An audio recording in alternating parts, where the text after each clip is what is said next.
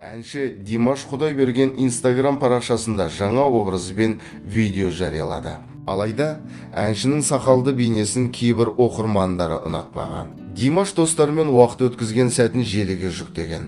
Айта кетейік, ойын клубында отырған әншінің достарының арасында Артур Төлепов те бар. Туған жерім Қазақстанға, Алматыға келдім. Сендерге менімен ойын ойнауға әлі ерте, UFC дойбы емес, деді Димаш Құдайберген. Видеодан әншінің сақал қойғанын аңғаруға болады. Желі қолданушылары сүйікті әншісінің жаңа келбетіне түрлі пікір жазған. Олардың бірі әншінің жаңа образын ұнатса, екіншілері Димашқа сақалын алуға кеңес берген. Димаштың жаңа образы сіздерге ұнаса, видео астына пікір қалдырыңыздар. Егер видео ұнаса, каналға жазылуды ұмытпаңыздар.